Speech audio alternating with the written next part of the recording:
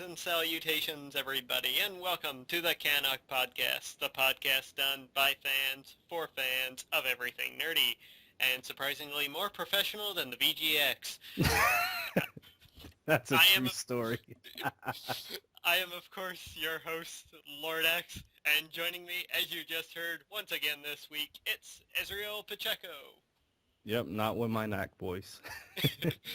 Yeah, I got my voice back this week, so looking forward to the show. There's a lot of stuff to talk about, especially with what happened over the weekend with the VGX. A little bit of a rambling to go on there for sure. Yeah, this is going to be a good episode, so stay tuned because we're going to be talking about a lot of stuff. Yep, and we're going to dive right into it now with the VGX talk, which is, of course, technically the VGA's 11. Their new evolution. We still have no idea what the X stands for. I'm assuming some kind of drug based on how the show went. Yeah, it has to be something, man. Bit of ecstasy right there. Oh, man. So, we both watched the show, and yeah, good intentions, I guess, but ultimately a failure in so many ways. Yeah, like you said, I think they had the good intentions. I think they got rid of a lot of the celebrities, but still kept some of that stuff around. They focus on the developers by giving them interviews and, focus on the trailers and the reveals more than the awards, which in the past they did more awards. And now it seems kind of strange how they're doing awards. Is it even an award show anymore? While I was watching it, I was really thinking, should the industry really care? The video game industry, should they really give props to the VGX? Like, we won Game of the Year from the VGX.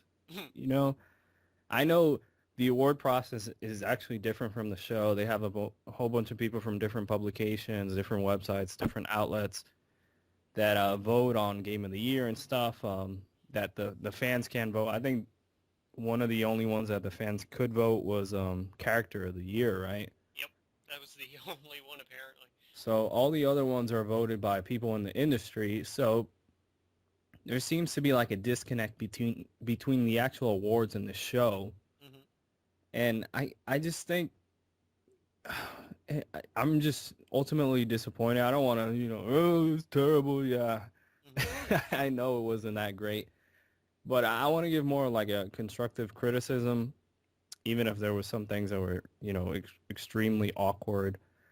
I really think starting off at the top, just get rid of Joel McHale. We do not need him. Get rid of any celebrity host at that. Because he wasn't authentic whatsoever. He wasn't enthusiastic. I thought Jeff Keighley could have did a better job by himself. Like we were talking about earlier before we started, doing the official podcast, Daniel Kaiser would have been an amazing co-host because he does a phenomenal job on like GTTV and all the other stuff he does with game trailers. And he actually... I was going to say, shout out to DK2, who actually tweeted back at me when I tweeted he should have been hosting. Oh, yeah. Yeah, I tweeted at him about, like, herbal essence. And he tweeted back. He was like, no, that was an exclusive, damn you internets. It was pretty funny, but... I think he was tweeting back on almost, like, every accent. It seemed like, anyway. Tweeted me, tweeted you. I think he tweeted Ozzy as well. Yeah. And that's what's cool about him. He's like interactive. Of course, he does the show at Epic Battle Cry over on Epic Battle Axe. He's been with game trailers for years. He's been with like covering the industry for years. So he knows what he's doing. He's actually passionate about these games. He's not some celebrity who sees this as a paycheck for, 3 hours of service. Like he actually cares about the industry, and that's what was really missing. There was a lot of stuff that felt really mixed. That was my issue with the show. Like they were trying to put these celebrities and stuff and these the presentation for like a mainstream audience, But this is streaming online. The mainstream audience is not going to tune in regardless. Like, the people who are going to be on their computers streaming it off the VGX website are going to be the gamers. It just didn't make sense to me that they're going to try to do something that's more mainstream when the mainstream audience is not tuning in. And then skipping towards the end of the show when they did the rap concert, I'm a huge fan of like the hip hop culture and rap music, but I tuned out. Like right when they said, "Oh, we're heading over to whatever they called it, GTA 5, music experience, whatever they called it." I tuned out, and I'm a fan of some of the people who were there, like Game, but it just didn't feel like this was something that went in line with the show. You didn't really need this. If you wanted to do something about the music of GTA, which those games are known for the licensed music, but they could have just did something with the score, had like something more professional, like an orchestra there or something. I thought this was really like more for the bro gamers, like, yeah, man, like, yeah, let's listen to some music, blah, blah, blah, some rap music, and while we play Call of Duty and kill each other in Grand Theft Auto. Like, it just felt strange. It wasn't something that felt authentic. It felt like they put this in the show so people would watch and be like, oh, yeah, my favorite rapper's on there, so let me check it out. And I think they should get rid of the damn musical performances. Like, they've done this before in the VGAs. Like, it doesn't make sense. They've done it when it made sense, like when they had, that person who did that song for the Red Dead Redemption soundtrack, or when they did those brief, like, clips of music. I think it was last year when they played some music from, like, Journey and Assassin's Creed, like, orchestral pieces. Yep. That makes sense. And this is not a bash on rap music, because if it was rock music, I'd be saying the same thing. Like, if they got somebody like Video Games Live to be there and do music, that would have been good. That's what they did. They tried to do that last year, and they did a very small segment, but it was good. Yeah, it was better than this. Like, I didn't even watch it. I tuned out because the whole night they kept hyping it up. They're like, oh, the Grand Theft Auto music, blah, blah, blah. And and which I want to add to, there's more than just fucking hip-hop and rap in Grand Theft Auto. Yeah, exactly. There's a bunch of different stations. There's, the like funk station. There's like the country station. There's a heavy metal station. The Mexican one. Yeah, there's the Hispanic station. Yeah. Like, I don't understand. Like, they didn't really need to do this, and it felt like the whole night they were kissing GTA's ass. And I understand that won Game of the Year, and it's a fantastic game. Don't get me wrong. I put over like almost 30 hours into that game. It's definitely one of the top games of the year. In my opinion, it's going to be within, my top 5, top 3 games of the year. But what's the message the video game industry sending when, as a whole, we're giving Grand Theft Auto 5 Game of the Year when there's other games that tried out different things throughout the year that were more innovative and more groundbreaking. Exactly, and they got it right last year when they picked The Walking Dead over things like Mass Effect and Assassin's Creed and everything. They got it right last year. And yeah, that's exactly what I mean. Like, there's a stigma. There's still the stigma for gamers that it's just, a bunch of violence and mindless violence, and there's nothing behind the medium. And then when Grand Theft Auto 5 wins Game of the Year, it's a phenomenal game. I loved it. It's, in my opinion, the best GTA game I've played. It's so refined. The story was great. The characters were great. But is that the message you want to send out at Grand Theft Auto 5 wins Game of the Year? It just felt confusing to me. Like, I would have picked, I know people hated this game. Some publications, like Beyond Two Souls, it wasn't even on the nominations. Like, not even Character of the Year. Ellen Page's character, Jodie, she wasn't even in that. And she was probably one of the best characters of the year. But I guess they wanted to go more mainstream route. But... that's one of the other things I want to mention. The Character of the Year award. I liked that Lara Croft was there, and I liked that Trevor was there. The bloody twins from Bioshock Infinite. The Lutez twins. And as much as I love the game, the two brothers from Brothers: A Tale of Two Sons, they were there. It's like, wait, what? Yeah, that felt... fucking characters, but them there? Don't get me wrong, I love that game. It's phenomenal, but Character of the Year, you're going to stick those two guys there? Really? It made no sense. It's like... There were so many other characters to choose from. There was Mr. Drippy from Nino Kunai. There was... Oh, God. Just trying to think of some of the other... Well, like you said, Ellen Page's character. Willem Dafoe's character. It's like there were so many other good choices they could have went with for Character of the Year. Hell, they could have stuck Mario on there, for Christ's sakes. It felt strange. It would have been like if last year they would have put the character from Journey in there. Like that. I love that game. It's one of my favorite games of all time, but it just doesn't make sense in terms of the character because the character is, ambiguous. It's made that way so you could connect with the experience and then relate to, the experience you're having. Yep. And that's why they made it, it wasn't male or female. You don't know what it is. But it just felt strange for the characters that they decided to go. Of course, Trevor made sense because he was the best character in GTA. Yeah. Lara Croft made sense because they rebooted that franchise this year. I don't know. They, like you said, they could have. I'm trying to think of off the top of my head. I know there's some other characters that I'm missing somewhere. I'm trying to look real quick through my game collection. Assassin's Creed. They could have went with the. Edward. Yeah, Edward. They could have went with that. Man, I know there's something I'm missing. I know there's something there too. They could have went with Elizabeth from Bioshock. It didn't why pick the Lutez twins over Elizabeth? Exactly. She was a more interesting character. I don't and a lot of their other awards too didn't make sense. Like their best PS3 and best 360 game. On the best PS3 game list, there was one PS3 exclusive. It was The Last of Us. The rest was multi-platform. I mean, there were a ton of PlayStation 3 exclusives this year. There was a ton of PlayStation Vita games this year. There could have been any of those.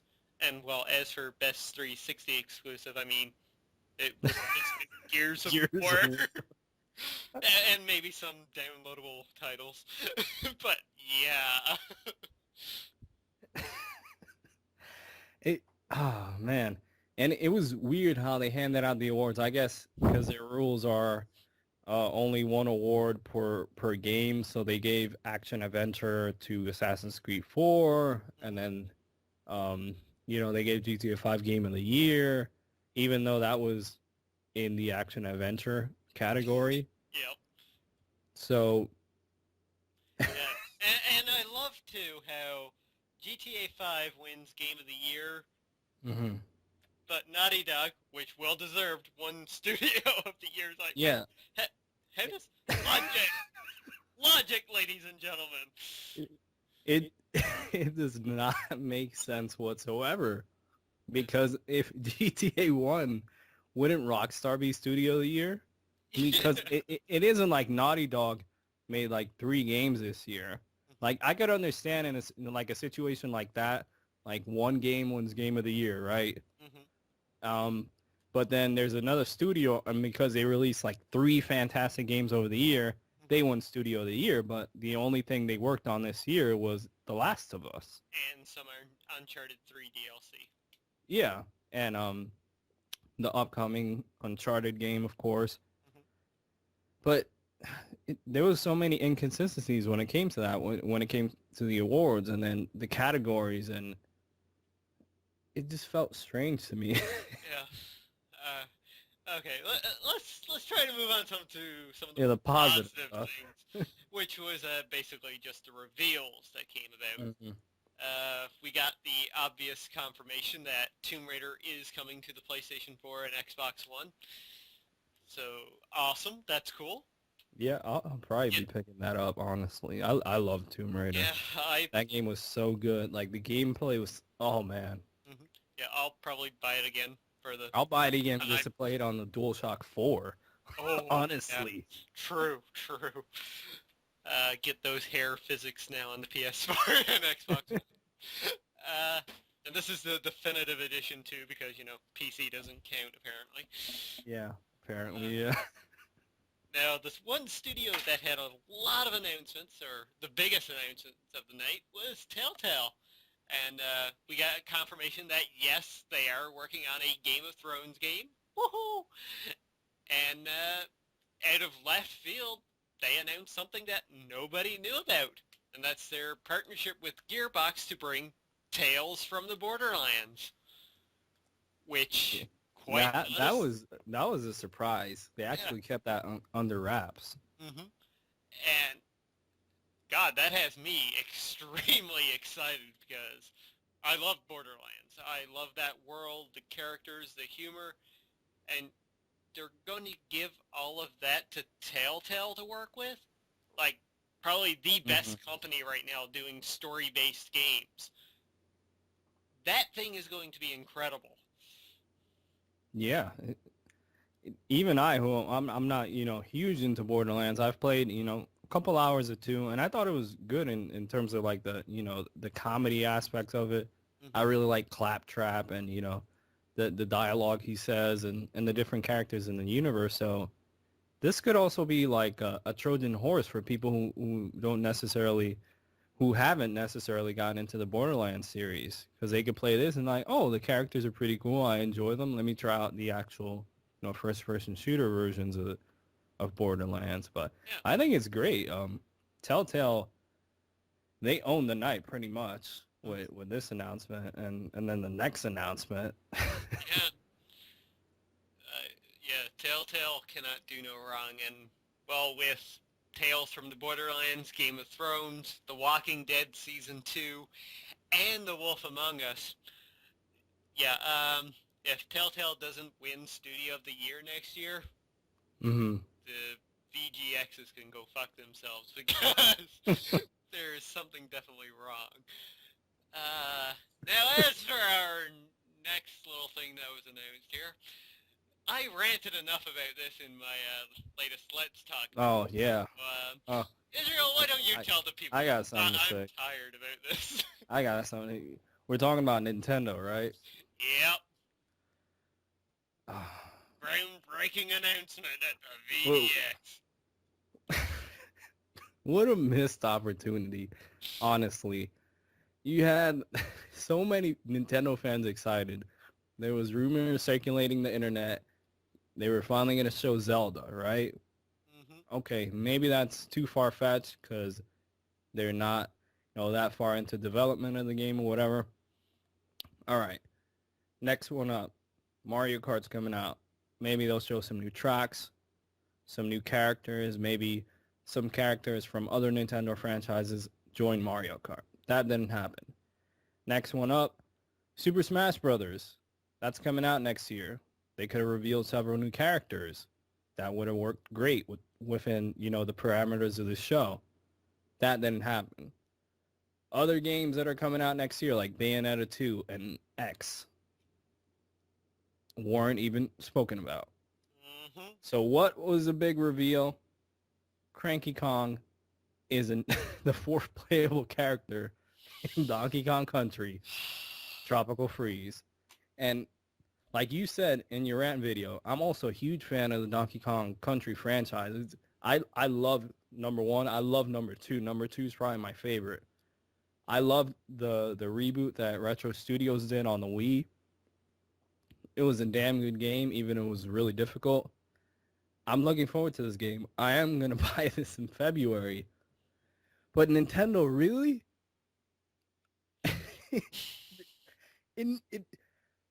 Even Jeff Keighley was confused. He was asking Reggie, are you sure you don't have anything else to announce? Are you sure? People on the message boards are going to be asking, are you sure? And Reggie wears a damn Metroid pin because, he wants to, talk about how Retro Studios had worked on the Metroid Prime series before, and it's like a tribute to them. Mm-hmm. But knowing that fans have been asking for a Metroid game for years, especially one coming to the Wii U with the new hardware, he dares to wear a Metroid pin as if he's teasing the fans like, ha ha ha. It felt disrespectful to me, honestly. When I saw that Metroid pin, I was like, oh no, there's going to be a Metroid Prime 4.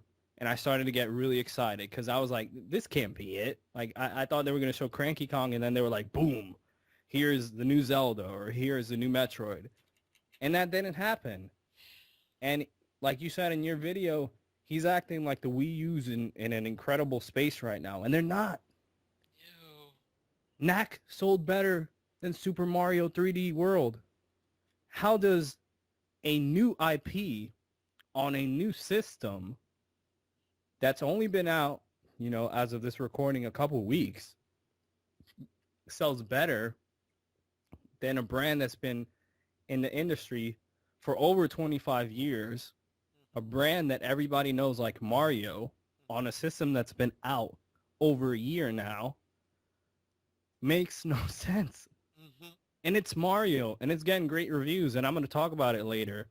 And I might say some things that are actually controversial when we talk about the game, because I'm having a little bit of issues with the game, but we'll save that till later. But granted, it's getting, universal praise, great reviews, 9s, 9.5s, 10 out of 10s, and it's not selling well. And everybody was pointing to this game this holiday season. They were like, okay, even I was like, let's give Nintendo a shot. They'll pick up steam this holiday season because they're going to have a strong lineup. Once Mario comes out, that's when the Wii U's are going to start flying off the shelves. That's not happening. Well, they're going to start flying off the shelves when people can play as Cranky fucking Kong. And that's another thing. He was making a big deal. Like, everybody always wanted to play Cranky Kong. Like, and hey, give us Cranky Kong in Super Smash Brothers. I'm cool with that. Yeah, that would have made more sense. Like, they basically ripped off DuckTales with the Scrooge McDuck like mechanic. Instead of the the pogo stick, you have Cranky Kong's beard. It was just confusing and an extremely missed opportunity. Nintendo keeps doing this over and over, missing great opportunities where they could capitalize off their IPs. Another thing you were talking about in your rant video, they have all these IPs. I can understand they don't have that many internal studios. License them out to other companies. Even if they had, backlash by licensing out Metroid to, Team Ninja, and that didn't work out, that doesn't mean it won't work out with another studio who understands the property. Exactly. And like I mentioned in my video as well, they know how to turn things around. They did it for the 3DS. But they, whatever reason that's going through their heads, they can't do it with the Wii U. It boggles the mind. It doesn't make any fucking sense at all. Yeah, and I own a Wii U, and it's funny, I was watching that rant video on my Wii U, on the gamepad, which is the irony of all of this. And it's a great, it's a great console. It's kind of strange, the interface and the gamepad and all that. But once you get used to it, it has that Nintendo charm that, it's different from the competitors. It isn't like I turn it on and I expect to have a PS4 like UI. It's something different. It's something cool. I enjoy it. I've played a lot of great games on that system this year. Some games like Rayman, Pikmin 3. Those games have been great. Even Nintendo Land was pretty damn fun.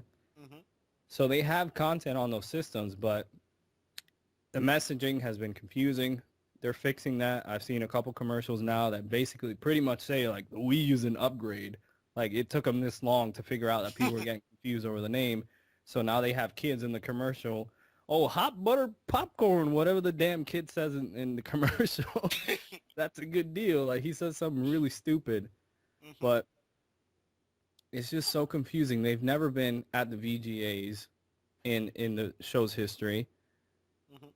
and this is what they decide to do. It would have made more sense even if they're not that far into development of the new Zelda, because they just launched, the 3DS version, A Link Between Worlds, right? Yep. So I can understand, what's his name? I'm trying to remember the Zelda producer's name, but anyway. Miyamoto? Not Miyamoto, Anuma, the other, okay. the one who's ahead of that now. Right. But I can understand that they might just be working. Just show a damn teaser. Just show a video. Like, show us what it could potentially look like. Give us a damn title. They could have said, The Legend of Zelda, blah, blah, blah.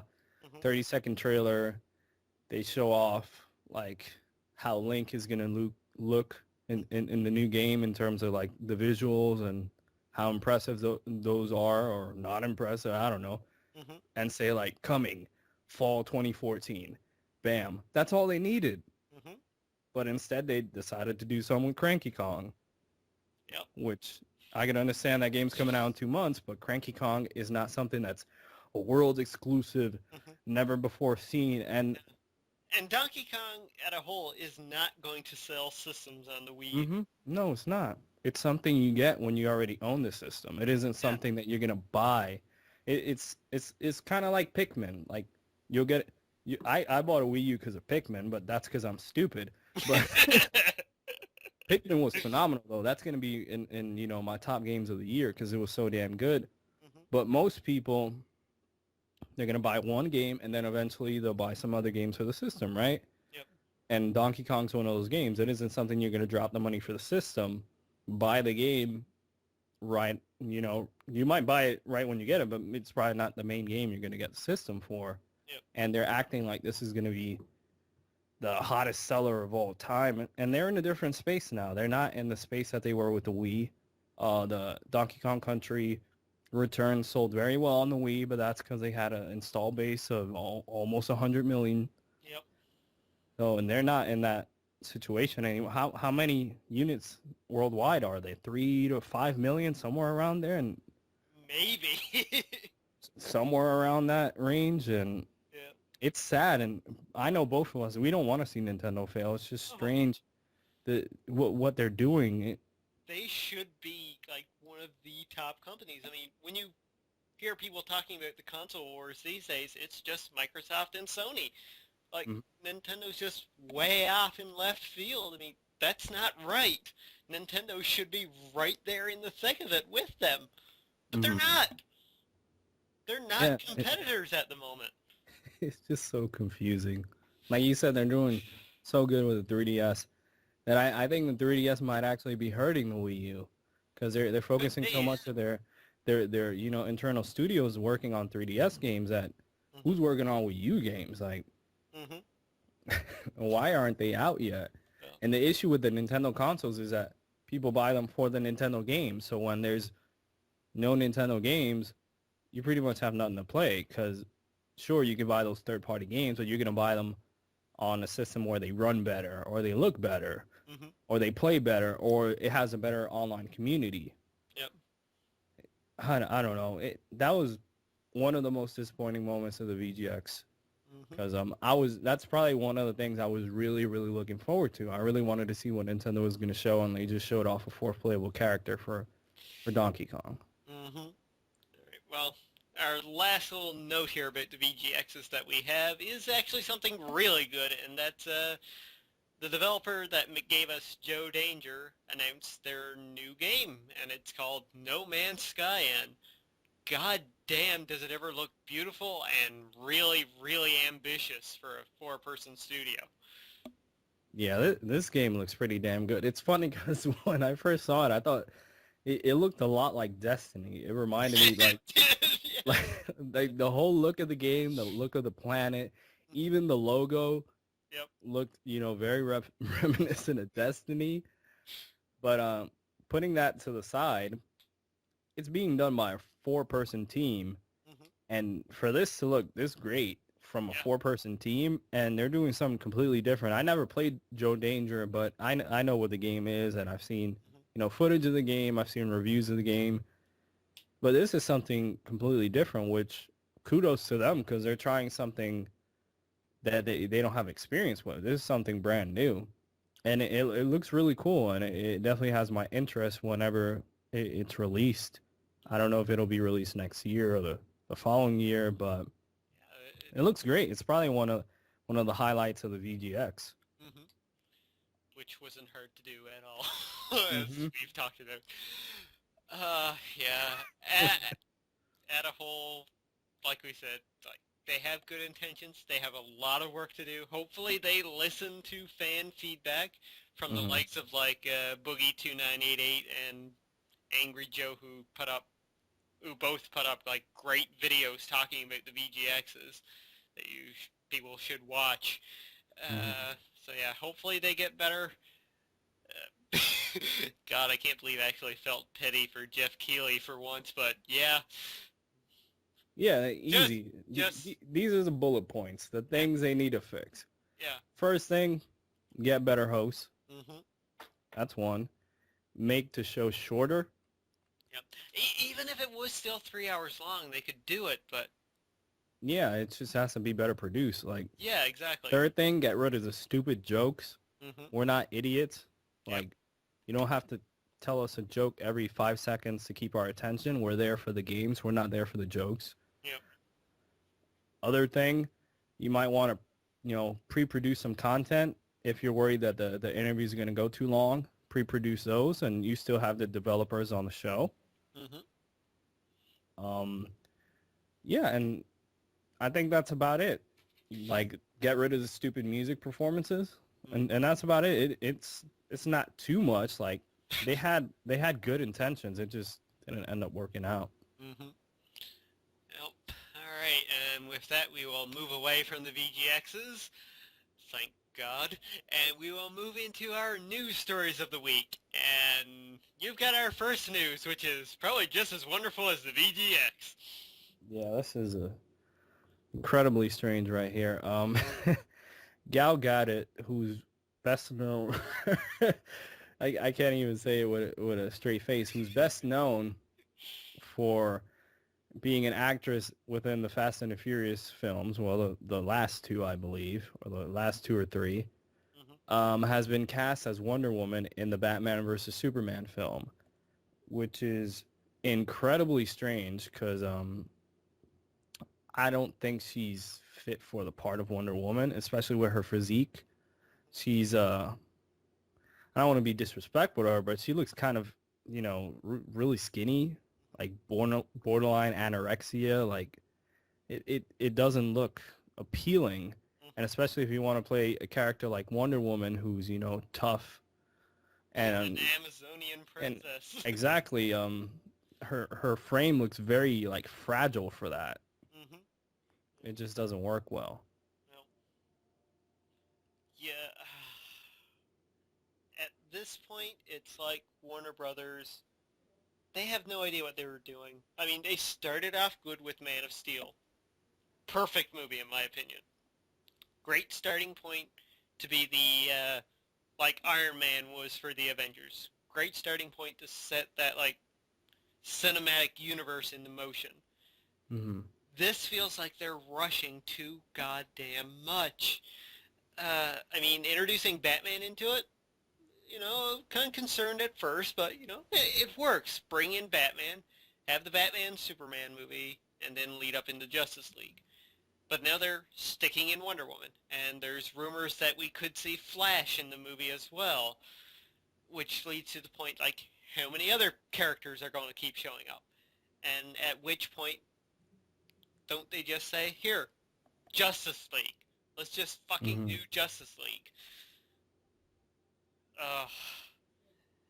And I would love to know what Zack Snyder's, like, casting requirements are. Especially for her, because, yeah, like you said, she looks like a twig. Like, no disrespect, she is kind of hot, but she does not look like the part of Wonder Woman at all. Yeah, she looks incredibly skinny. And I don't know, maybe she does some sort of transformation for the film. We've seen actors and actresses do that before when it comes to other films. Yeah. But I don't think that's gonna work. No. Unless they have like another actress lined up to play the actual Wonder Woman, and maybe she's like an illusion or something, just to, be in disguise or whatnot, because she is a character that has had some connections with like magical elements, I believe. So maybe if they're doing it that way, and at the end it's revealed that, oh no, this was just an illusion, here's the real me, and it's like a completely different actress playing the actual Wonder Woman. Yes, but yeah, I cannot see Gal Gadot playing Wonder Woman, and especially like she's not a person I could see like being the lead role in her own movie either, which Wonder Woman really needs. Yeah. All right, well, let's move on to our next story then.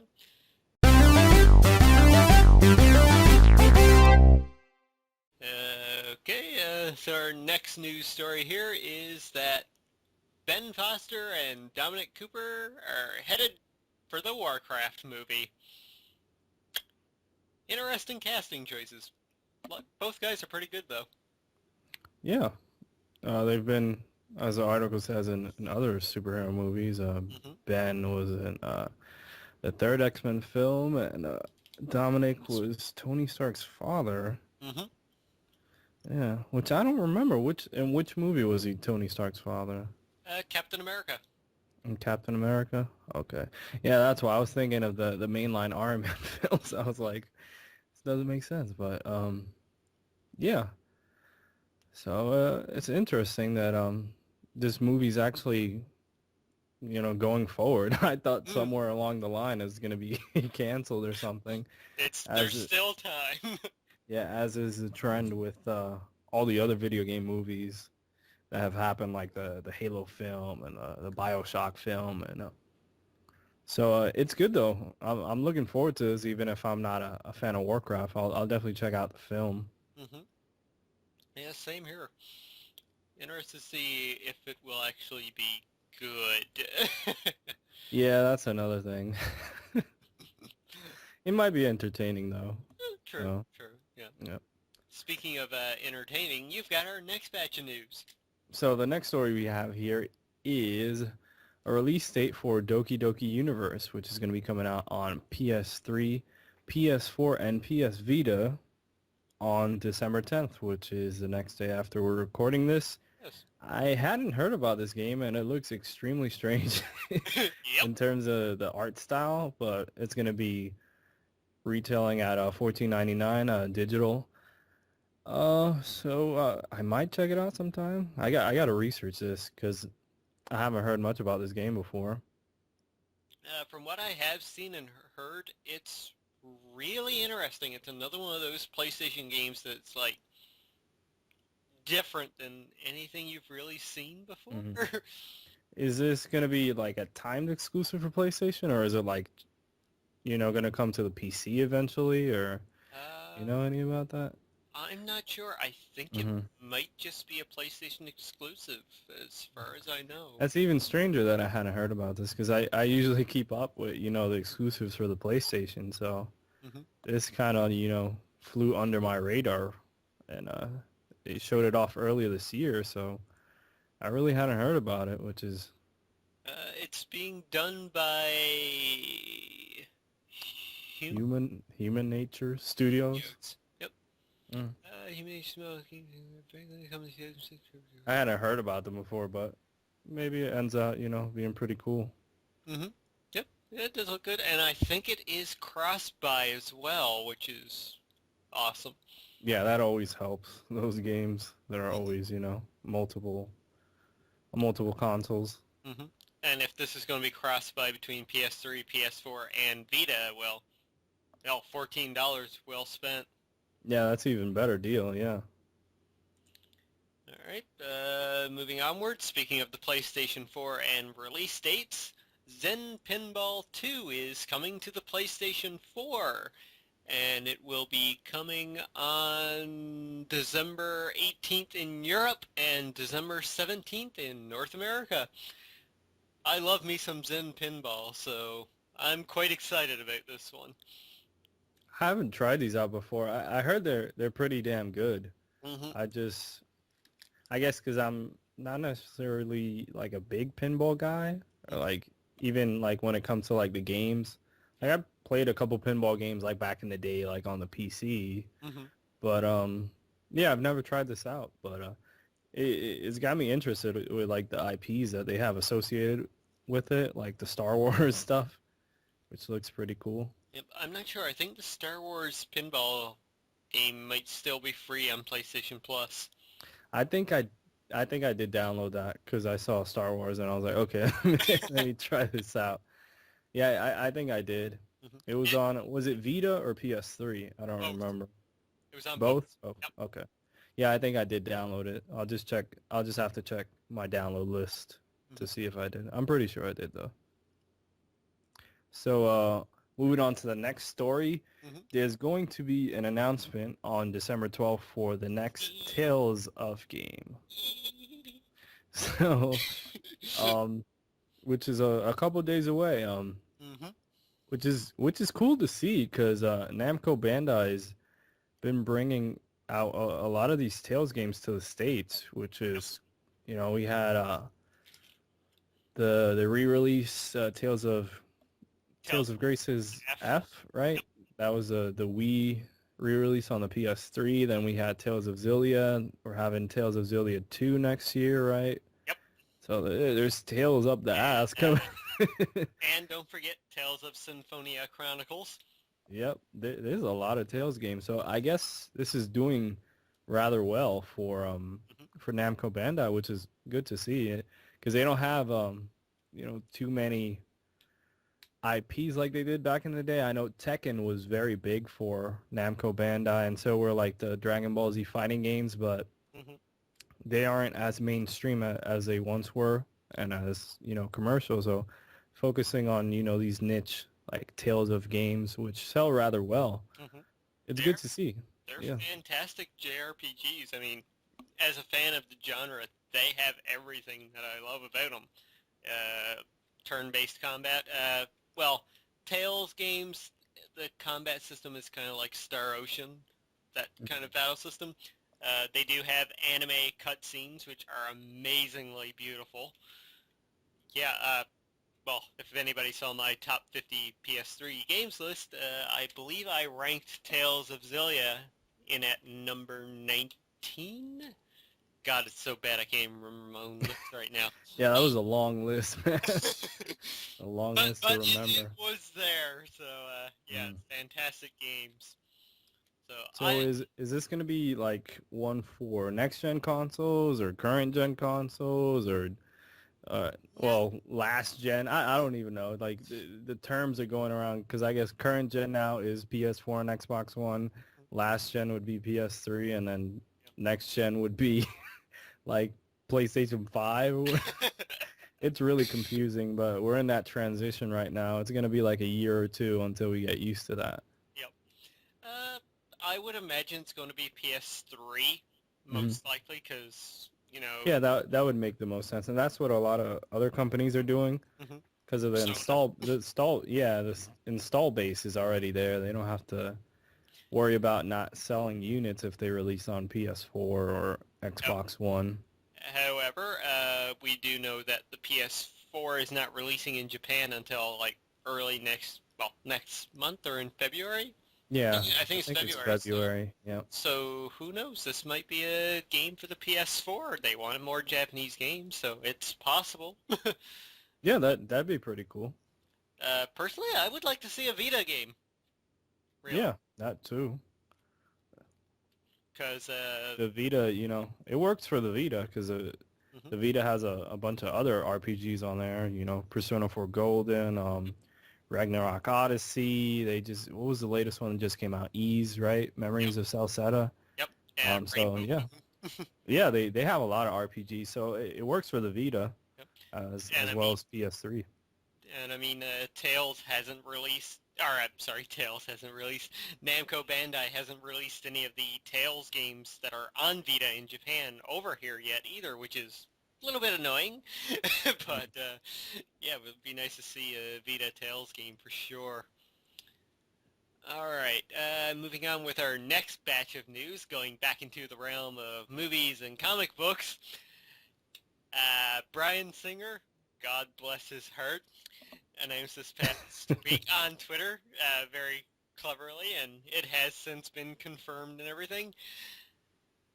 X-Men Apocalypse is coming in 2016, and yeah, this is going to be, it has the potential to be extremely badass, because Apocalypse, if you don't know about him, is by far one of the best and most badass villains in the Marvel comic books.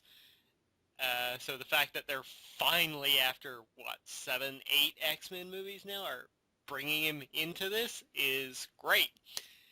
And I think IGN put up an article today about it, casting and story-wise.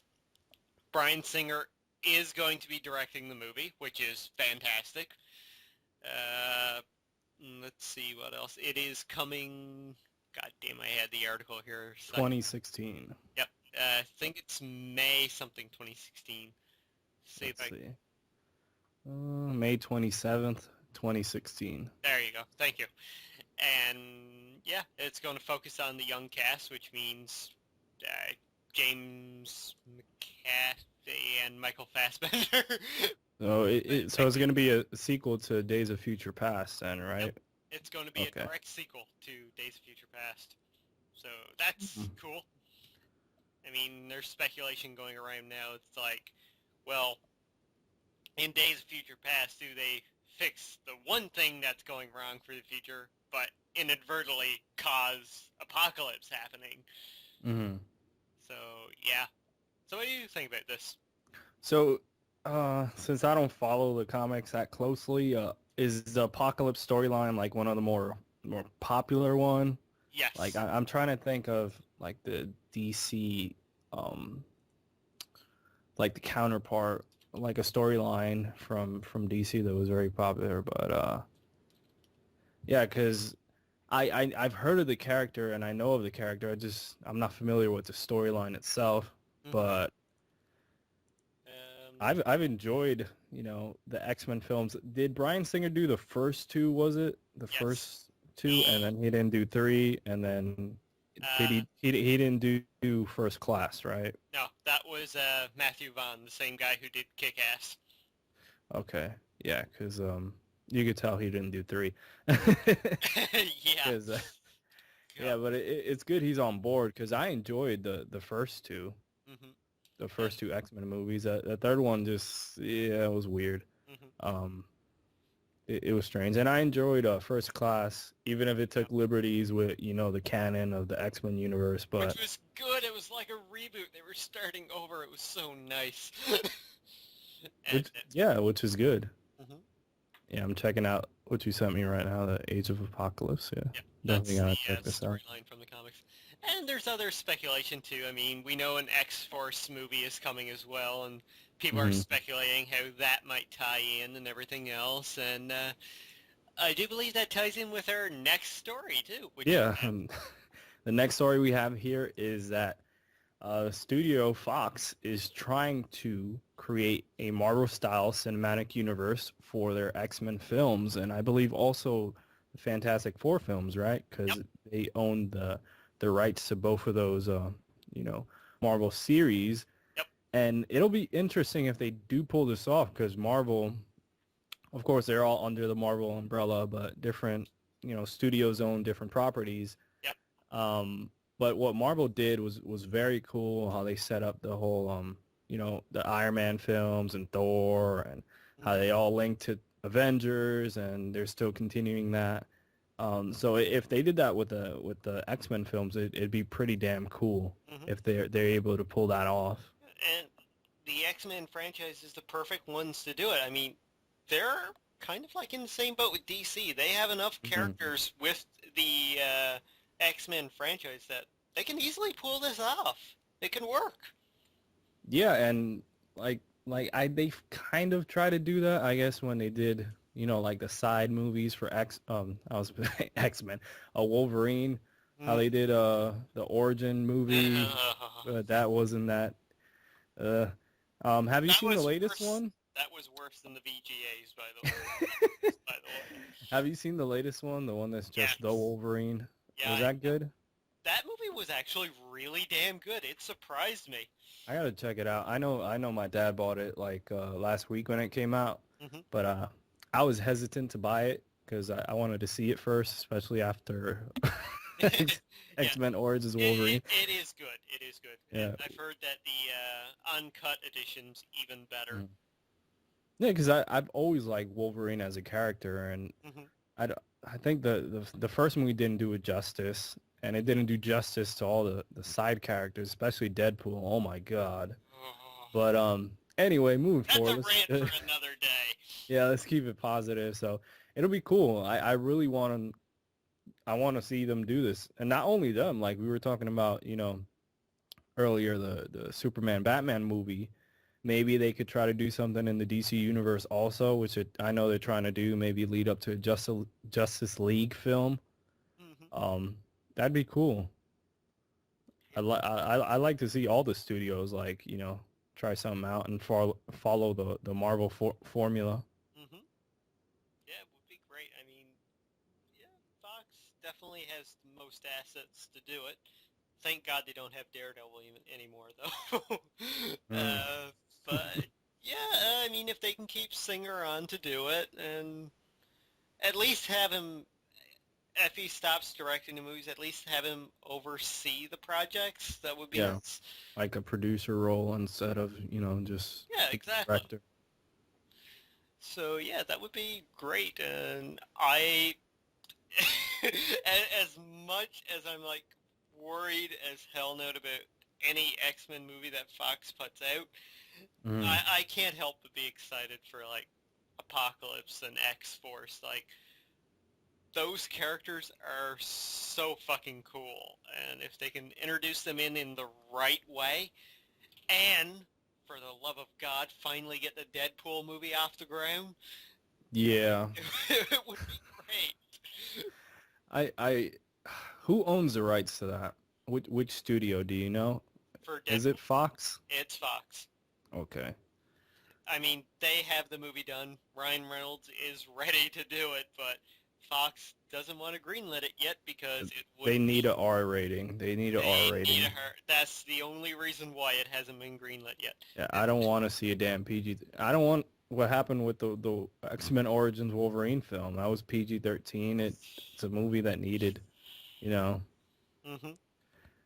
it just wouldn't fit the character. And that's what I've heard too about the uncut edition of the Wolverine, which is apparently more bloody, more violent than what the actual movie was. So, that's good to hear, because now that we have, like DVDs and Blu-rays that could do that, you could release a film, to the mainstream audience, but then you release an uncut version, and a lot of those uncut versions that I've seen have been, better versions of the movies with like extra scenes, extra, whatever action. And God love the director of the Wolverine as well, because they do have a deleted scene in the Wolverine, which has Heath Ledger opening up a briefcase, or like a case of some sort anyway, that contains Wolverine's comic book costume in it. So, yeah. Wait, Heath Ledger? Oh, Jesus Christ. Hugh Jackman? Yes, Hugh Jackman. Oh. Okay, because he said Heath Ledger. I was like, wait, when did they start filming this movie? Is he back? Did he fool everybody? Zombie Heath Ledger. Oh, man. Oh, this went to a very dark place. Yeah. Let's bring goodness back into this podcast. Sunshine and rainbows again. Came out this past week that Fire Sprite is alive and well. And who is Fire Sprite, you ask?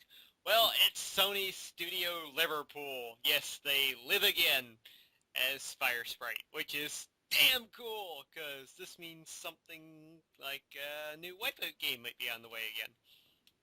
Yeah, that would be badass. I love the one on Vita. I know a lot of people gave that game shit for whatever reason. They're like, oh, it doesn't look that good and it doesn't run that well. Like, shut up. That game was awesome. It's one of my favorite Vita games. Like, I hadn't gotten into the Wipeout series before that. Like, I tried the PlayStation 3 version, and I just couldn't get into it. But for some reason, the Vita version just hooked me, and I just kept doing all the races and everything. It was extremely fun. So, and I was sad too, because like right after I got into that, the studio closes.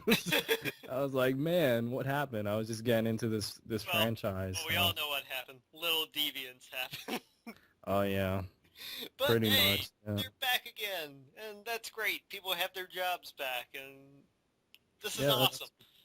In like a year where we've seen like closure after closure after closure, it's nice to get somebody like rising from the ashes back again, and hopefully they provide to us some awesome fucking games. We know they can do it.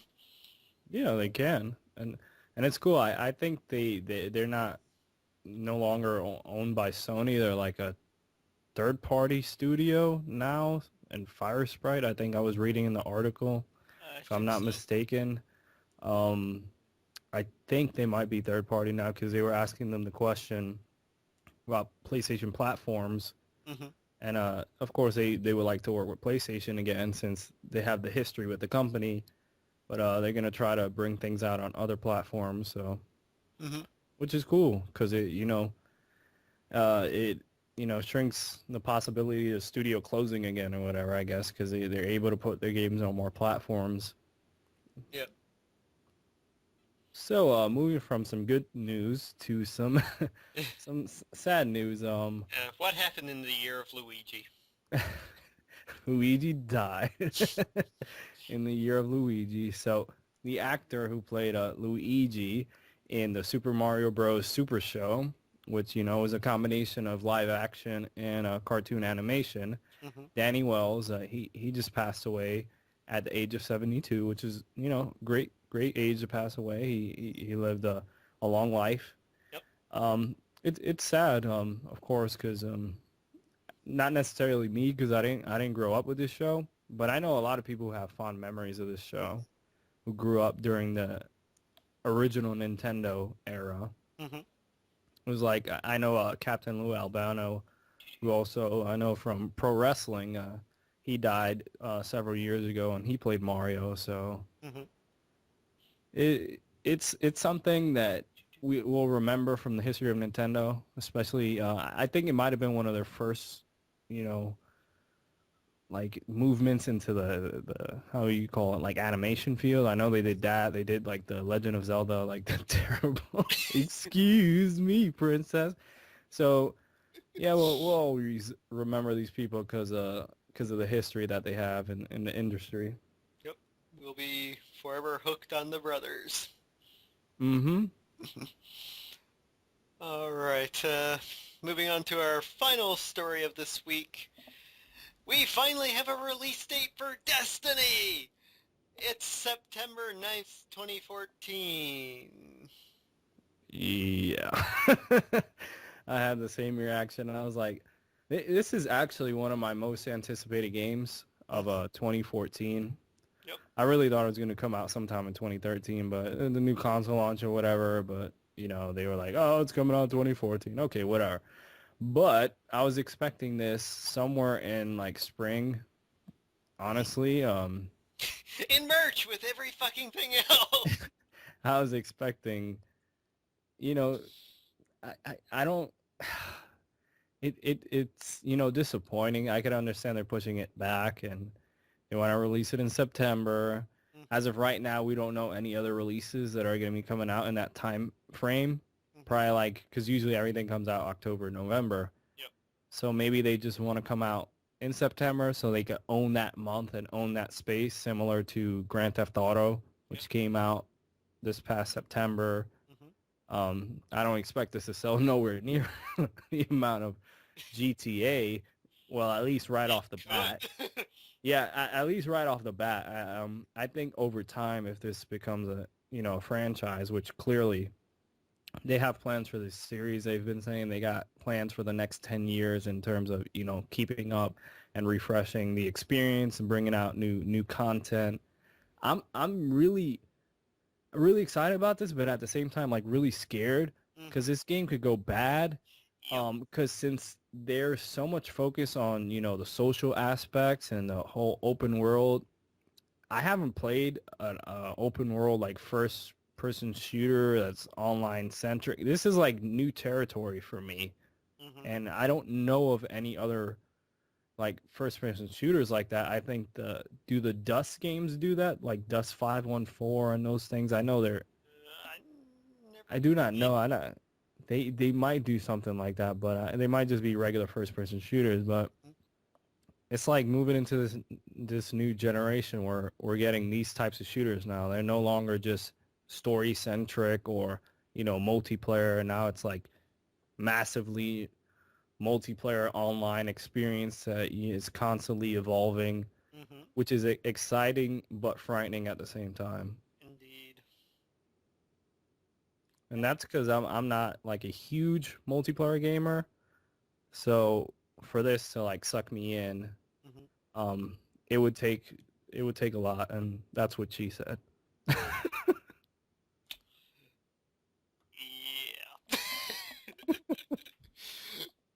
Alright, well that does it for our news stories this week.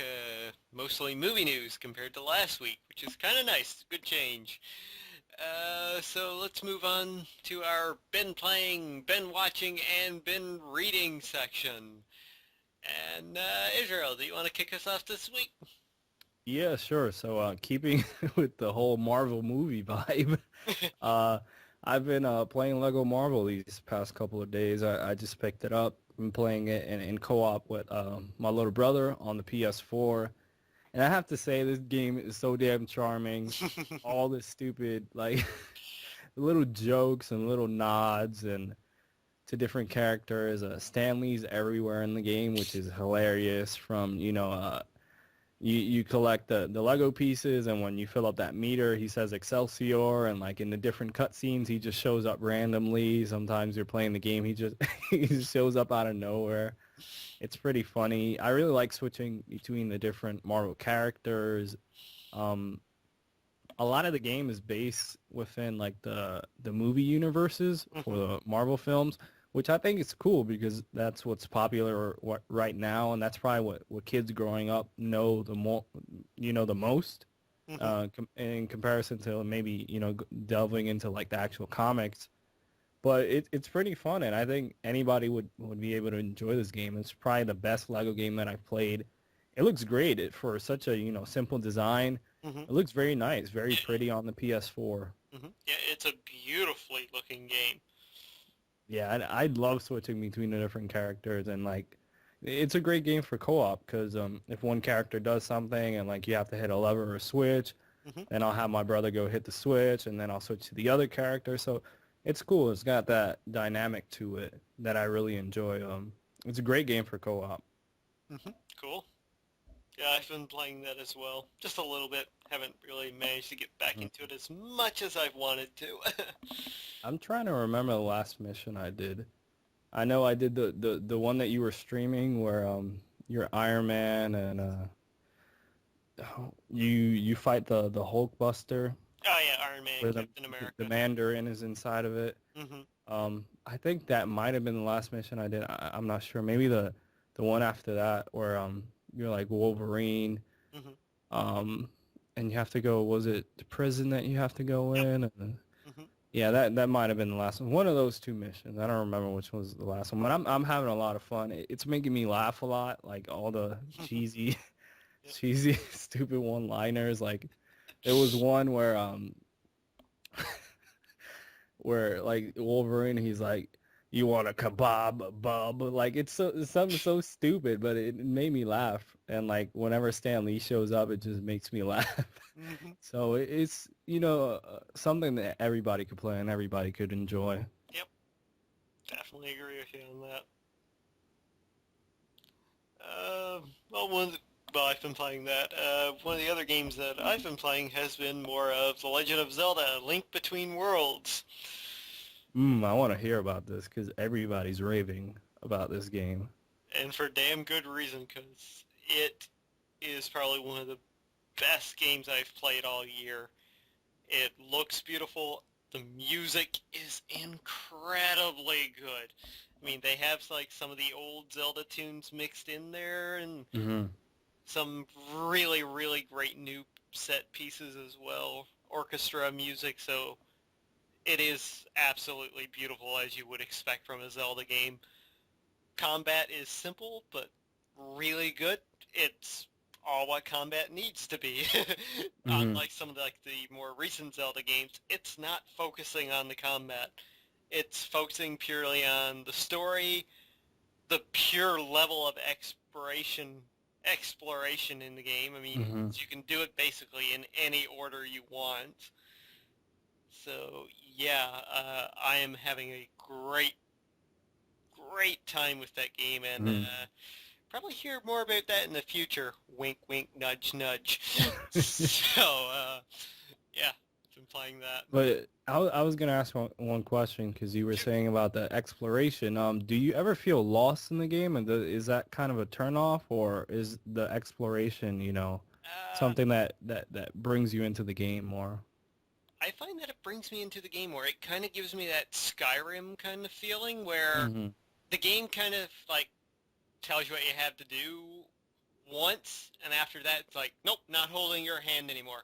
Go, you can do it. That sort of thing, right? And it's better for it because it makes you explore the world. It makes you, and like when you discover something, it's really cool. It's like, holy crap, I actually found this. I have like a little fairy in my ear going, hey, listen, go do this now. Hey, listen. There's none of that crap. You're Link, you're on your own, you're in the world. Do it. Basically it. Like, save the world. That's your overarching mission. Just go do it. That's really good to hear, because I think the issue with the more recent Zelda games has been that they've been incredibly linear, and the whole, adventure like aspect of Zelda has been lost in recent years, because you don't explore as much. No. Like, say some like Ocarina of Time, even Wind Waker, even if that's more linear, you still could explore like the ocean and stuff, and the different islands. But I guess like Twilight Princess and Skyward Sword were a lot more linear, especially Skyward Sword. So it's good. I'm hoping they move in this direction with the Wii U version. Yeah, I hope so too. I mean, if they just follow along what the 3DS one has done, they're set for Zelda. So moving into another game that I'm playing, keeping up with the Nintendo vibe, I've beaten the first two worlds of Super Mario 3D World on the Wii U. Ooh. And as I spoke about earlier, I kind of have controversial opinions about this game. Oh. It's been getting universal praise, and I honestly think why I'm feeling this way about the game is because of the co-op. Oh, okay. Because I've been playing this game exclusively through co-op, and I usually, play my Mario games, single player. That's how they've, traditionally been. And this one, they're really pushing the co-op aspect with Luigi and Princess Peach and Toad. So I wanted to try that out. So I played as Mario. My brother played as Luigi. Like I said, I completed the first two worlds.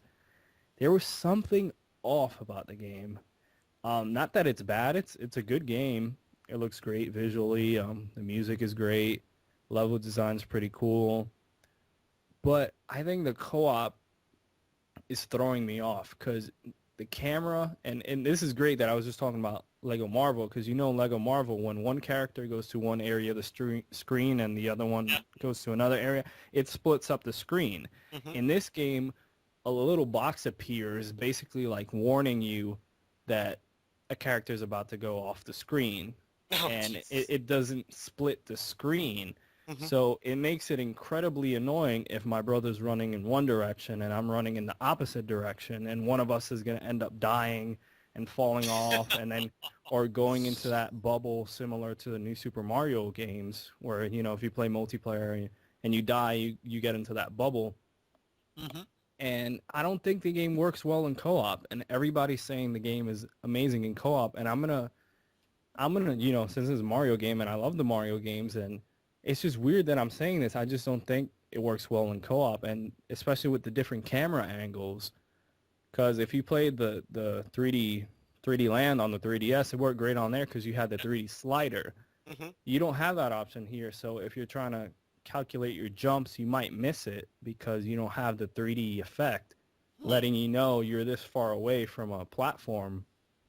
And I've tried to read like all the reviews, and everybody's praising it, and not a lot of people like it.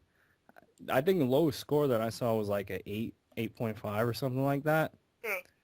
And as of right now, I'm enjoying it, but there's just something off. And I'm going to restart the game and play it single player. And I think that's going to help a lot because it's going to remove the whole annoying aspect of the stupid screen that pops up and then bumping into each other. Because I want to explore certain portions of the level. My brother wants to collect something here. So it isn't like Lego. Like they could have designed it like Lego, which that works great. And they split up the screen, and you could be on opposite sides of the map, and it works great. Which I think that's what's turning me off. And it's sad to say because it's a Mario game, and I love Mario games. And I love the original on 3DS. That's my favorite 3DS game. And I just love the 3D Mario games. I don't know. There's just something off about it. I don't know. I'm going to give it another shot and try it out again, which is kind of sad because I don't want to disappoint my brother and be like, oh, we're not going to play it in co-op anymore because he's probably going to get mad. But I'll be like, okay, let's play Lego Marvel and finish that. And then, because the same thing happened to me with Rayman Legends earlier in the year. Yeah. I tried playing that in co-op. I was getting mad. It just was infuriating me. I was getting mad, so I restarted the game, solo and single player, and I ended up loving that game. So it's probably the same thing with this game. So it's not a bad game. It's a good game. I just don't think the co-op works well. Right on, right on. Well, I hope it gets better for you, because, yeah, Mario games are good. Regardless, they're always like good. Not only good, they're great games, and it just kind of threw me off this one. I was expecting so much, and maybe I was thrown off by the hype of, oh, it's so fun playing multi. Maybe that just annoys the crap out of me, and like everybody else thinks it's hilarious and fun, and it just annoys me. Yeah, that could be it. Yeah. Going back with myself, I really have not been playing that much this week. Lego Marvel and I think Link Between Worlds has been pretty much it for me, outside of like my recordings and whatnot. So yeah, let's have you been playing anything else, or? Yeah, the last and final game that I've been playing, which I've spoken about this game on the podcast before. I said I wasn't gonna buy it. I said I was gonna skip it this year. I know what's coming. So I picked up Call of Duty Ghosts for the PS4. And the reason that I picked this up is because Battlefield 4 is not working. And which is unfortunate. I wanted to, help the underdog this year, and because Battlefield 4 looked more interesting and more appealing to me. I bought it. I got it, at a discounted price, so I didn't pay that much for it. I got the digital version because I had heard about the issues, and I know if I would have paid full $60, I would have been mad about that. So I was giving it a shot. I was like, okay, I bought this discounted. Maybe it's not that bad. The loading to get into different maps takes forever, and I've had to reset like my PS4 like a couple times, like reset the whole game because it just continuously loads over and over and over, and it's not my PS4. It's over on the server's end of Battlefield 4. So I was like, all right, I'm going to wait. I'm not going to get frustrated with this game anymore. I'm going to wait till they finally patch it and fix it, whenever that is, because that game came out, several weeks ago on the PS4 and Xbox One. It's been out since the end of October on the other consoles. On PC, they still haven't patched it, which is ridiculous in my opinion. So I said, oh, screw it. I'm going to pick up Call of Duty. That's going to be my, multiplayer fix. And that's what it's been. I haven't even jumped into the single player, and I really enjoy the Call of Duty single players. I really like Black Ops 2 from last year.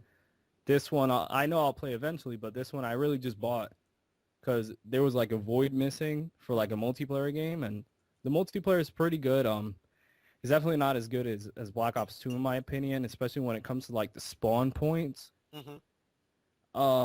And the map variety. I don't really like the maps and the spawn points. But besides that, I'm enjoying myself.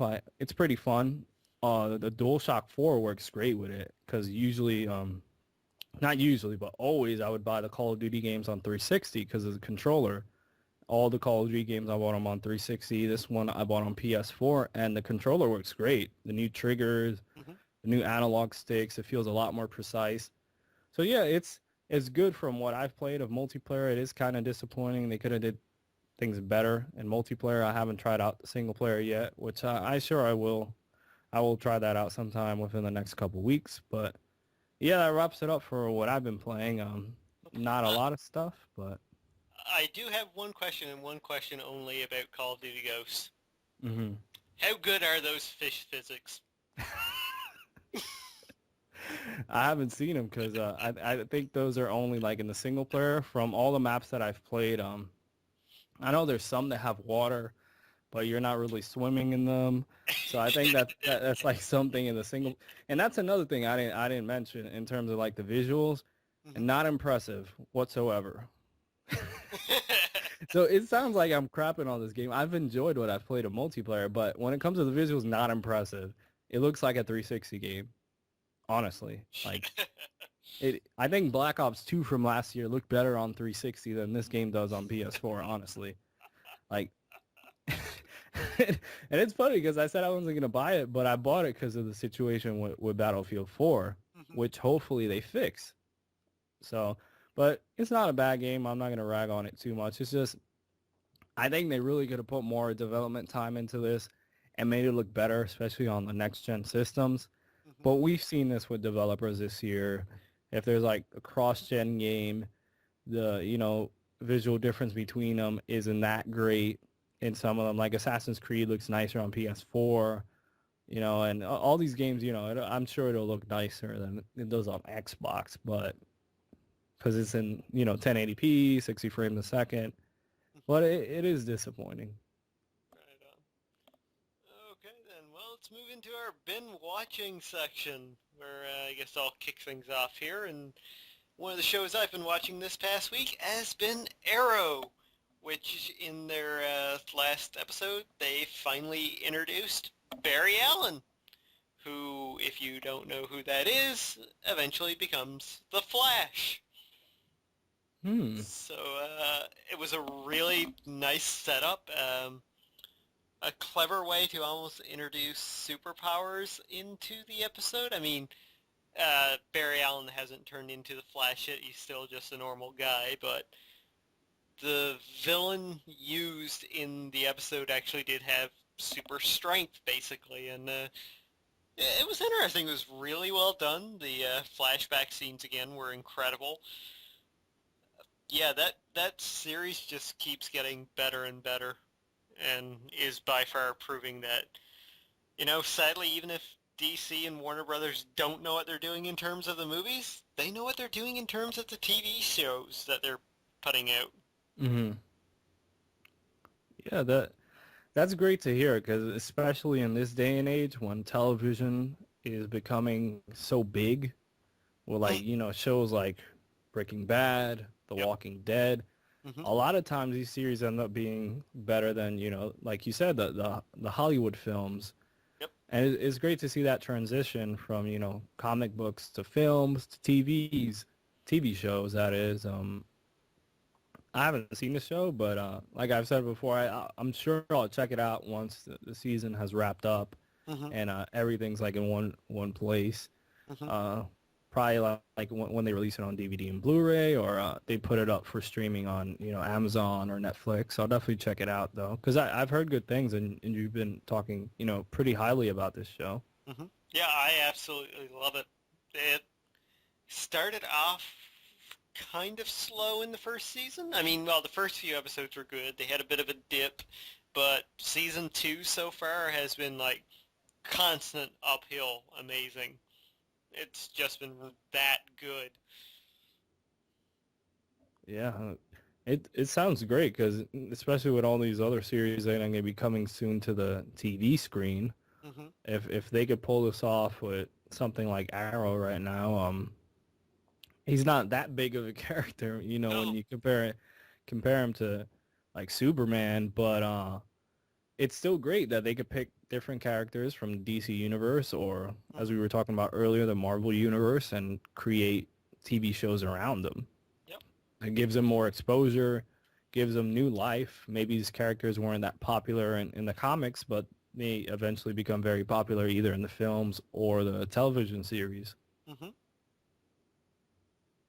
So, what have you been watching this past week? So, speaking of DC, I just noticed today that Amazon, like the Prime streaming, they put up the Batman animated series from the early 90s up. The whole series, they have it up for instant streaming for Amazon Prime members. So yeah, I've watched, 2 episodes so far, and that was right after I was listening to the Fat Man on Batman podcast because, Kevin Smith does that, and he had Paul Dini, and, Paul Dini worked on the animated series, also the first 2 Arkham games. So I was listening to that. I was like, oh, let me check if any of these streaming services have this series up, because I had bought like the first season on DVD, but I haven't bought like the other ones, and I wanted to buy that set, but it's like currently out of print. And I really wish they would re-release this and clear up like the image and like restore everything, because this is like one of those landmark like cartoon shows. Like it's a cartoon show, but it's more mature. And I really wish they would release it on Blu-ray. I know they tried with the Justice League animated series, and that didn't sell very well, so I guess they kind of canned the plans for doing something like that with the Batman animated series. I would love to see them clear up the image, because you could tell, even in the stream, that like there's some grain in the film and things like that, some imperfections, but it still holds up like incredibly well. It's so well written, so well acted.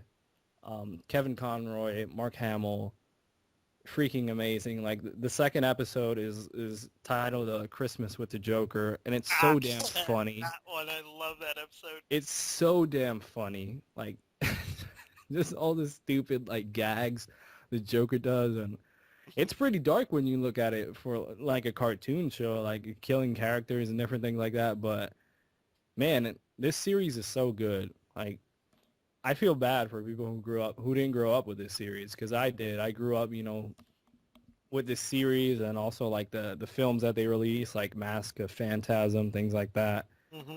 Man, if you've never seen the Batman animated series, definitely check it out, especially if you have an Amazon Prime account. It's up there for instant streaming, all 4 seasons. I cannot recommend this enough. It's one of my favorite, cartoon shows of all time. It's so damn good. Totally agree with your recommendation there. It's better than anything that's on TV these days, that's for sure. Yeah, definitely. It's one of the best Batman adaptations too. And that's crazy to say. It's better, in my opinion, than any of the Dark Knight films. Like by far, yeah. It's better than, like the Tim Burton films. Like it's just one of the best adaptations. Like it just takes the source material seriously, like, and it doesn't try to make it, a campy cartoon show and blah blah blah, all these characters. But it's just so well made, and it still holds up. And this series came out in 1992. So for it to hold up, 21 years later. Wow, that's crazy to think that was so long ago. And it's still, it looks, I just love the design of it. Like, it just looks so good, even if it's not like HD, it's just standard definition. Like, the art style of this is so cool. I've always loved it since I was a little kid. So, yeah, definitely check it out. Speaking of, like, things being so cool, I've been catching up with Doctor Who myself. God, I love that TV series so much. And can't believe I lost track of it a few years ago and never really caught up until now. But yeah, the other day I pretty much sat down and I think I watched episodes 1 through 8 in a row of season 2. Yeah. Yeah, that's great to hear because I know you talked about it before and you gave me the recommendation to start off with like the latest one. I haven't done that yet, but I'm looking forward to checking the series out. Hmm. It's worth it. I mean, I think you'd enjoy it because it is kind of corny and, it's not like the best CGI graphics or anything like that. There's a lot of like props and it's old school cheesy sci-fi, but it's done so brilliantly well. It's just really cool.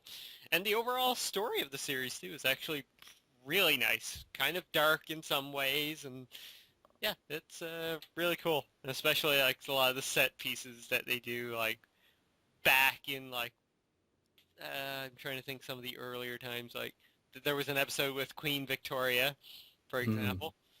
It's just cool how they like mesh things in really well. So It's they do a lot of time traveling then in the series. yep, forwards Okay. and backwards. All right. That's cool. I love all that, time traveling and like those like you said, the cheesy sci-fi. Mhm. I love that type of stuff. So Yep. That's pretty much what I've been watching. so yeah, the last and final thing, which keeps up with the nerdy trend, is The Big Bang Theory season 6. That was one of the few things that I picked up over the Black Friday weekend. I pretty much marathon the whole season 6 within 2 days. I just watched all the episodes. It was definitely one of the better seasons. I really enjoyed it. Very funny. The only thing I didn't like was like the last episode because usually at the end of every season there's something dramatic that happens at the end. And Yeah. I don't know if you've seen this season. I have not. Also, I'm not gonna spoil it for you, but like it didn't feel as dramatic as it usually does.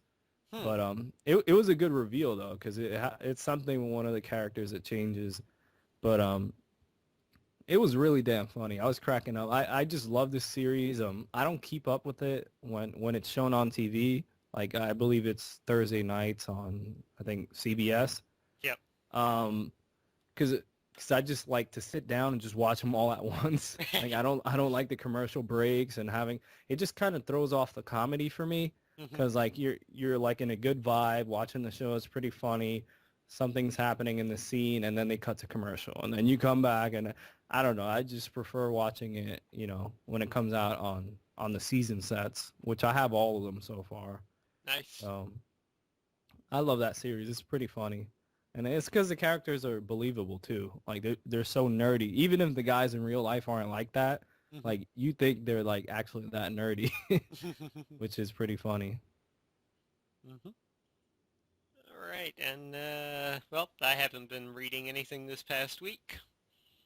Nope. I've been debating like getting some new comics since I'm in the whole like Batman animated series and Lego Marvel and stuff. But yeah, I haven't read anything. I know I have a bunch of comics that I haven't read that I bought years ago. I Mhm. was thinking of like rereading some of the ones that I have read, like Killing Joke Mhm. and Arkham Asylum. What was the other one?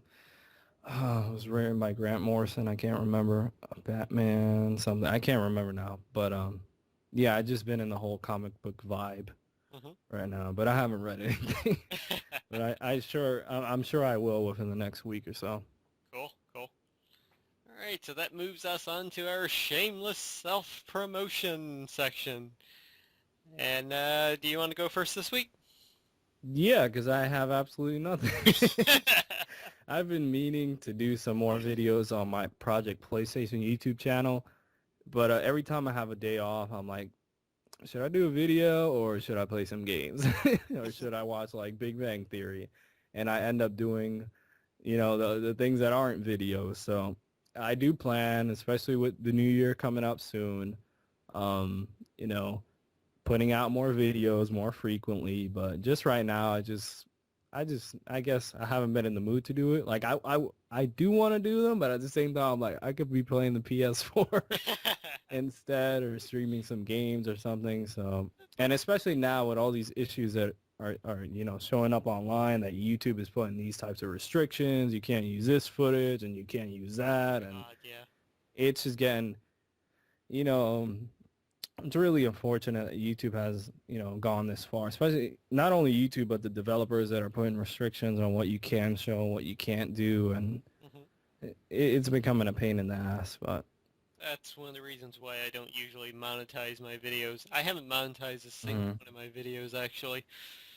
Yeah, I used to monetize them in my previous channel, and I ran into some issues a couple times, but this time around when I created this channel, I'm like, it's just, I'm doing this for fun. I'm not trying to get Hmm. paid out of this. I'm not trying to make thousands of dollars or anything. It's Hmm. just something, I like to do because it's a hobby. So I didn't monetize it. But I did notice that like it picked up that I had like third-party content in my video, but it didn't like block it or anything. But Okay. I think they might be running ads on my video, like Hmm. for that company, if you know what I mean. Like Oh it's yeah. not me running the ad. It might be some other company. So even though you put no ads, sometimes other companies run ads over your video regardless. Yeah, I think a couple of my videos are like that too. Hmm. So it might have thrown people all. They're like, "Oh, you said you didn't put any ads," and I'm watching. I'm just letting them know ahead of time that it wasn't me. Hmm. So Okay. that's about it. Project PSX on YouTube, Project PSX on Twitter. If you find me there, I also have links to like my Xbox Live and PSN and all that stuff. So Sweet. Yes, go check them out, folks. As for myself this week, just a couple little things to say. If you didn't hear enough about the VGX in this episode and Nintendo, you can go check out my Let's Talk number 22, where I go into a rant about both of those things. Outside of that, I have confirmed now that I will be doing a new series every Saturday called Let's Experience, where I boot up a game for the very first time and record about the first 20 minutes or so. Something akin to what Total Biscuit does with his What the Fuck Is series, except for the fact that when I hit that record button, that is me playing the game for the very first time. So hmm I have no idea what to expect, so I'm experiencing it with everybody else. And that series is probably going to include both new and old games, maybe mostly old games, what I have. Uh, Bit of an excuse to maybe go through my backlog of like 470 games on Steam at this point. Just so I can play a little bit of each of them, and if I like it, continue it. Because I mean, I did a video on Euro Truck Simulator 2 this past Saturday, hmm and for the most part, I thought, this is just going to be a fun little, crappy game, and whatnot. I actually want to go back and play more of that game right now. It's actually pretty damn good. Uh, yeah, that's about all I have to promote, and hopefully soon, within the next 2 weeks I'm shooting for, I should have my top 10 games of 2013 going up. Hmm. That's gonna be sweet. I'm definitely looking forward to that. Mm. A few choices on there I think maybe a bit different than what you'll see from other lists, that's for damn sure. Of Because I course, have weird tastes in I'm expecting Ride to Hell to be number one. games. Goddamn right. But yeah, I want to do one of those videos. It's just, it's very time consuming, It is. especially if you want to do something like that. And I know you were saying you're not going to be able to put like clips in this year or, Yeah. things like that. But Yeah, it's going to be kind of like my top 50 PS3 games. I'll have Mhm. pictures of the various games. So yeah, if I do one, it'd probably end up being a top 5 list because I know a top 10 list takes more time. But I know it's kind of hard, especially this year, just choosing what my top 5 games will be. Like, yeah, I already have spillover. Like, I'm up to like I think 7 or 8 games that I want to fit within my top 5, but it's not happening. hmm And I there's still things I need to play too.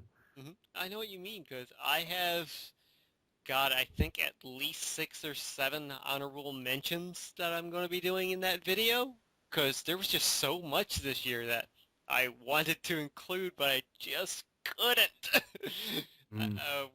Especially when I was nearing like the end of deciding like I had 4 games that I wanted to put in as number 10, hmm but had to settle on one. It was incredibly hard, and I wasn't going to do what I did with my top PS3 games and like just put them all in there because I couldn't decide. So yeah, it's a hard thing to do, that's for sure. A lot harder than last year was, that's for sure. Yeah, I think this was actually one of the best years in gaming. I don't know. I know a lot of people haven't brought that up, but I really think it was, especially on all the different consoles, especially since it's the end of a generation. The start of both, one. Yeah, both the consoles and the handhelds. Like, it's been a great year on both. Like, I know that people are saying PS4, Xbox One isn't that impressive, whatever. There's been some good games on there. I don't think any of them might end up in my top 5, honestly. Maybe Assassin's Creed. Maybe when I eventually play that. I think that might actually make it like top 5 or something. But again, that's on current gen. Yeah, that's on current gen as well. Oh, last. See, the whole last gen, current gen. Yeah, it's gonna be confusing for a while. Yeah, it was a great year in gaming. Alright, well, I guess that does it for shameless self-promotion. Follow me on Twitter as well, _LordX. So, questions and comments. We didn't have any this week. Ooh. Joe commented, though. Just a small saying thanks for the game and whatnot. So, Joe, thank you. Thank you again for listening, watching. And thank you to Baby Peticio, who also commented. Just a nice video type deal thing again. Yeah, I'm sure we'll have some this week. We have to. It's VGX talk. Yes. And Nintendo. Something. It has to be something. So let's throw out a random question here at the end, and that's let us know down in the comment section below what you wanted to see from Nintendo at the VGX. What do you think they should have revealed, and what they should have done instead of just revealing Cranky Kong and Donkey Kong? I'm still pissed the fuck off about that. Or just complain and rant about Cranky Kong in the comment section below. Just do that. That would make me smile. If you want to, just do that. Okay? Just complain about Cranky Kong. Be cranky about Cranky Kong. You know what they should have did? Instead of Joel McHale, it should have been Cranky Kong, who was a co-host. I think it would have been better. Would have been a better show. No, I'm sure he would still complain about Jeff Keighley's layers that he was wearing. That was probably the only funny joke that he said the whole night, because Jeff Keighley it was funny the first time. After that, it was just like... And he kept repeating it over and over, just beating that dead horse. Like, after that, it was just leave Jeff alone. What has he done to you? Yeah, did he steal your Mountain Dew and Doritos or something? Anyways, guys, please leave us questions and comments about Nintendo, the VGX, or any of the news stories that we covered.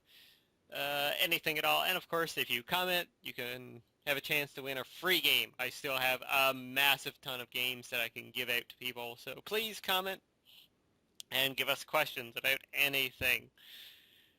And I do believe that will do it for this week. So, Isreal, the honors. I wish I could do like Road Dog. Ladies and gentlemen, boys and girls, children of all. Tag team champions. Yeah, so thanks everybody for checking this episode out. Definitely leave comments below on what you thought of the VGX, of, any of the announcements, of the hosts. Did you like it? Did you not like it? What are, some suggestions you have for next year's show? Will you be checking it out next year? Did this year completely turn you off to the show?